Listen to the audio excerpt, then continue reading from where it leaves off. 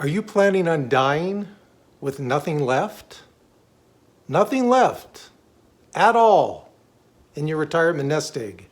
Here are 10 pros and cons on that strategy. First of all, let's go to the pros. Number one, if you die with nothing left, that means you've probably experienced life to the fullest, right? You've just gone out and done everything you wanted to do. If you're planning, your retirement planning includes dying with zero money left, you've probably left it all out there, all the experiences, everything you want, right? That's great. Good for you. Here's another pro. That means that you've probably planned accordingly. Now, this is usually people that have this strategy. It's usually for people that, they're decently well off, let's put it that way, where they have the money, where they can plan accordingly. So if I hit 85 years old, I want to have zero money left. Okay? That's great. Will you reach that age? But if you do, if you come anywhere close to that, let's say you've got, a little piddling of money left, that means that you've planned accordingly, right? That's great. Third pro. You've probably taken all of the big trips that you wanted to earlier in life.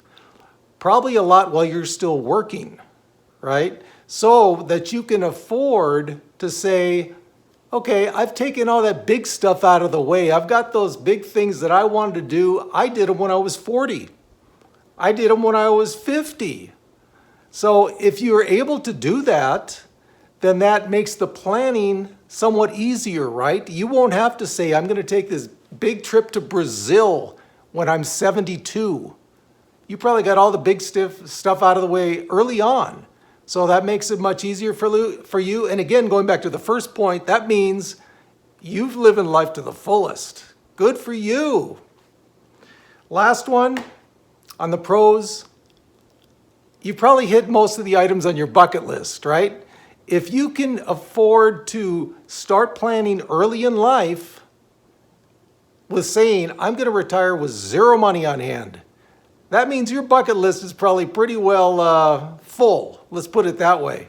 And again, if you can hit all these items, tick them off your list, especially earlier in life, and you're planning on retiring with zero money left over, good for you. You did it right. But here are some of the cons to that strategy. Okay, and some of them are, as I like to say, and my followers know that I like to say, huge. Here we go, number one on that con.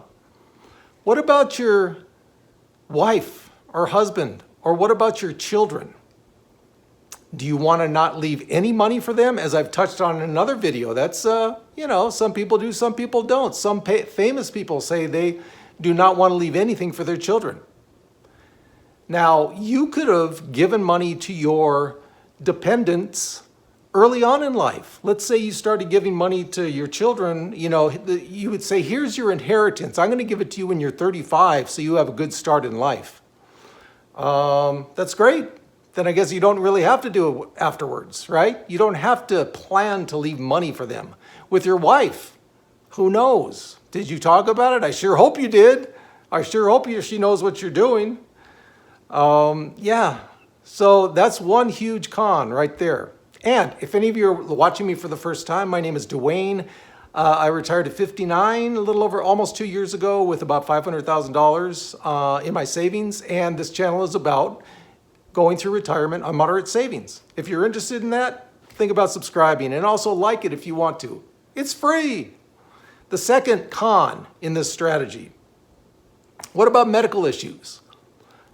No one is ever going to be able to say, at the age of 78, I got hit with ALS, the Lou Gehrig disease.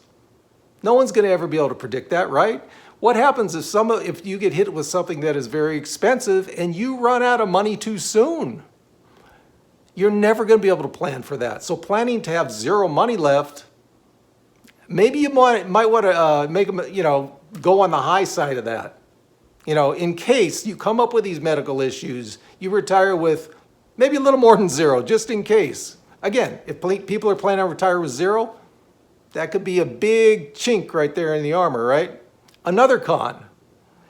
What about long-term care that goes along with your medical issues? Have you planned for long-term care? Do you have long-term care insurance? A lot of people do. I don't. Thinking about it though. What happens if you have to go into a facility? Let's say you come down with Alzheimer's. You have to go into a facility for 2-3 years. Have you planned for that and you're planning on retiring with zero? That's a tricky one. You will never know when certain medical things will happen to you, right? No one's ever going to predict that. Things could happen tomorrow. You could be the healthiest person in the world. Something could happen tomorrow. You don't know that. So that's another big con. Another one, and this for some people might be a minor consideration. Other people know. Giving to charity.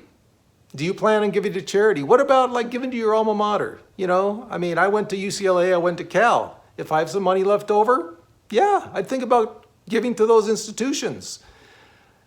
And this could also go along with your inheritance. Maybe you gave to charity early on, before you retired. You've already got that out of the picture. So it's easier for you to retire or plan on dying with zero money.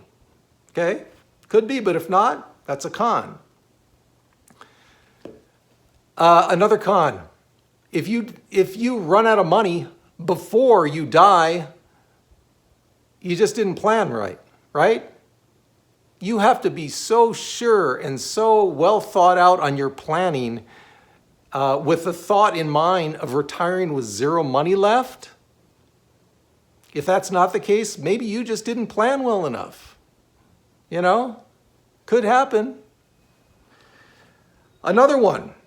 What about debt? What about debt when you're gone? Now, depending on the state, states are very different on this. I know from experience caring for my mother when she was going through her senility, her dementia. When she was gone, the vast majority of the debts had been taken care of. Either that or written off when she died. But there are some debts that cannot be written off depending on the state that you live in. So you have to take all this into consideration if you're thinking about, dying with zero money on hand. What about debt? That'd be the worst thing possible, to leave debt to your spouse, leave debt to your dependents, your children. I had a friend whose father-in-law died with a lot of debt that the wife didn't know about. She was responsible for that. Don't let that happen, guys. If this is your plan, make sure all that debt, make sure you've thought it out. Make sure you know the state you live in, because some of that debt won't be written off. Okay? So those are the pros and cons I have for if you are planning on retiring with zero money on hand. Hey, those pros look pretty good, don't they? Take care of your bucket list, all of that. But there are a lot of cons that go with it. So really think that out. And just remember, guys, at the end of the day, we got this.